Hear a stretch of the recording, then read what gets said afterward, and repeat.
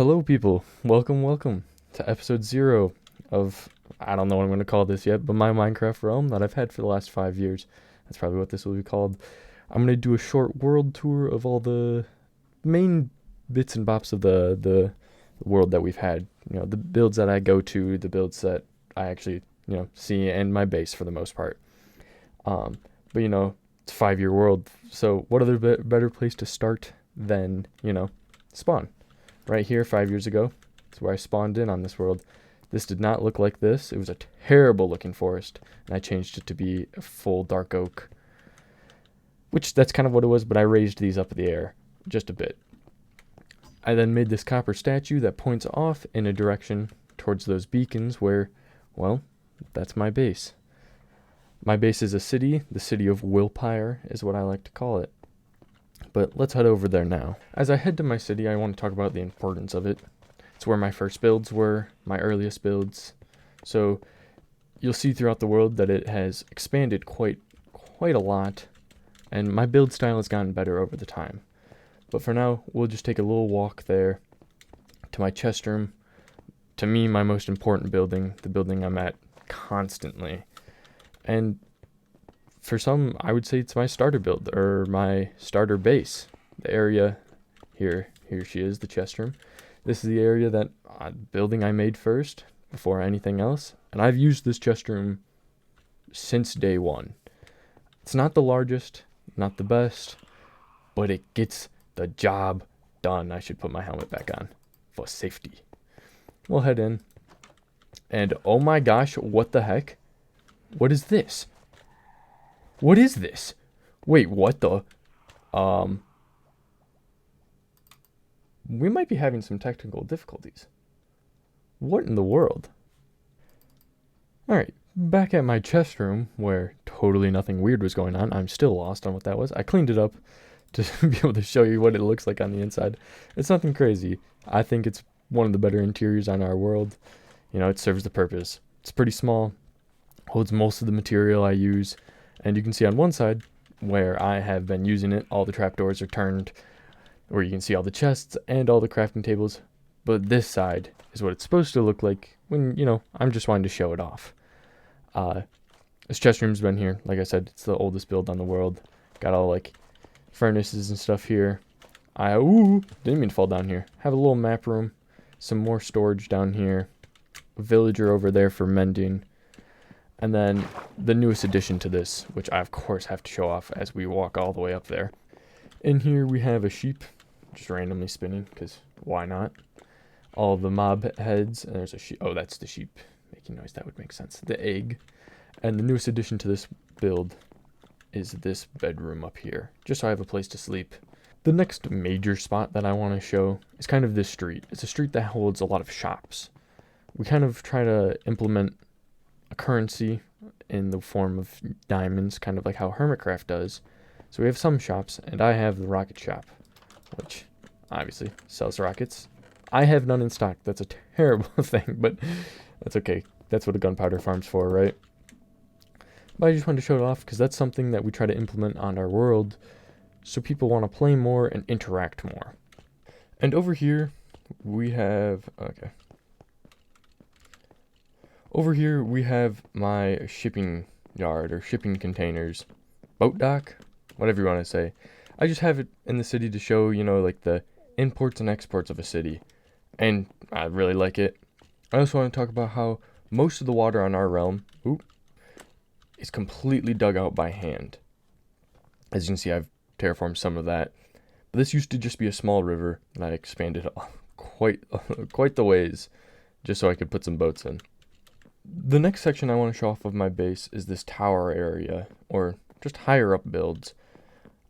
I really changed the block types I was using when I came to these towers. As you can see, I had a blue build, these red build, yellow, green. I just wanted to challenge myself using different blocks. They kind of all stay in the same theme of how I built them, but I just wanted to, like I said, challenge myself using different blocks that I don't tend to use. Like bamboo, yellow terracotta, I don't know, things I've never used before. And as you can see, when I was talking about that water, here's the canal. This is completely dug out by hand by me and my friend, just because we wanted to, so we could separate my base and his base. While on the subject of talking about friends, there's a lot of people that have joined this world, a lot of different bases that are here, a lot of different people, like I said, have played, and this world tour is going to be short and really just me showing off my favorite builds and the places that I like to go. Eventually, I might make a larger world tour that shows off other people's bases, and if you'd like to see that, say something. If you don't, I'll probably do it anyway. But for now, I'm going to speedrun showing off some of my favorite builds that are kind of standoffish, just alone, or just what I think I built the best. And with the talk of speedrunning showing off some of my favorite builds, we'll start with my clock tower. You know, a normal clock tower is just like you have the clocks on each side. This one is like a stopwatch. It's one of my favorites because I thought it was such a cool idea. The stopwatch that's hanging off the side of this build over a pit.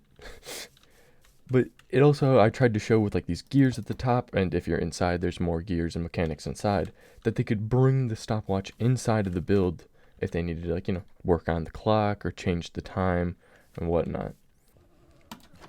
Here we come to my farm fields slash flower fields, where I'm really trying to build some different things. And if you can hear that noise, there's a ton of sniffers inside of that red build right there. It's just something I like to show off because I think these builds are very unique. And it's a good segue into this mangrove I made. I don't have a mangrove on this world. It's 5 years old. I've never seen one. I have to go real far to go find one. But I have the saplings, and I was able to make these trees just however I wanted to, which I really enjoyed. We got some frogs in there too. And coming out of the mangrove, we go to my favorite build, the Ivory Gate. Basically just a build that connects my land to one of my friend's lands over a bridge of water. And I really think I did this well. It's super detailed, and I love it. I have the white rocks and the cliff faces to kind of like show that maybe they used the cliff faces, like dug out some of it to be able to use in the builds to make this grand white build. Hello, my little pilot. It wouldn't be a world tour if I didn't talk about the obelisk. Just a giant contraption that I made to look like a nether reactor has brought the nether to my overworld. And because of one reason, I wanted to make a shop. And what other shop than a beacon shop? Because who doesn't need beacons?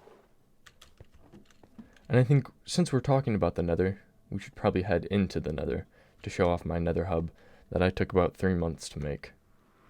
Just like any nether hub, it's home to a ton of portals. And this one is home to 80 pillars on the circumference of this build. It's 191 by 191. The largest build I've ever made, and definitely the most grand. We have some teeth and some skeleton like frames looking like they maybe killed like a giant leviathan that was used to build or just decorate this nether hub. We also have our nether highways that lead us to different farms: gunpowder, froglight farm, prismarine farm. I need to redo these, so maybe that'll be a future video of me reworking this to make it look as grand as this nether hub is. And you can see at the top there, that's where the bedrock is. I'm playing on bedrock edition because, well, that's just what I've always played on. Most of the people on my world play on that. And since we play on bedrock, we don't have access to the nether roof. So I had to dig this out completely by hand, flatten all of it, going over a ton of lava, making these fog effects and stuff. It was a process, but I think it turned out beautifully. And here's one of my favorite other builds. This airship. A steampunk blimp that will hopefully tie into my future mega base. That's going to be a steampunk red sand area. And I'll talk about that here in a moment on my future plans. Well, now that I've talked about most of the builds that I wanted to show, I want to show where I'm going to take this. I have quite a few projects that I'm working on and a lot of ideas that I want to keep working on. As you can see, a lot of areas were unfinished. My city, even though I've been working on it for 5 years, is still unfinished to me. But I always keep making other projects, so that's why I don't work on the city.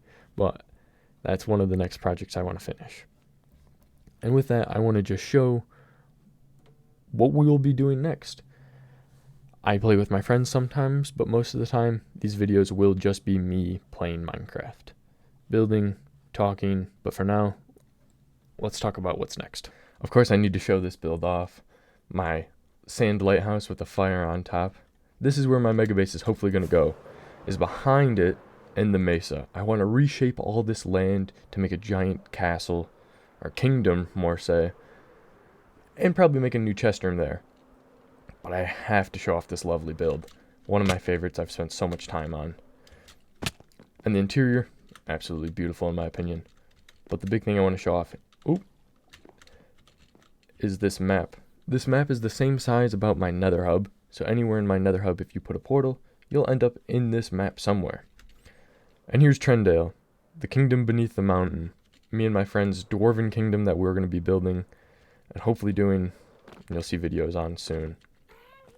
We have the Arkenstone, the throne, and a giant void. Oh, and there's a happy cast, probably Bartholomew. But if we come down here, we have a lot of space to work with, as you can see, and a lot of happy casts for some reason. And our chest room, storage room that we'll use for once we're fully finished digging out this whole area.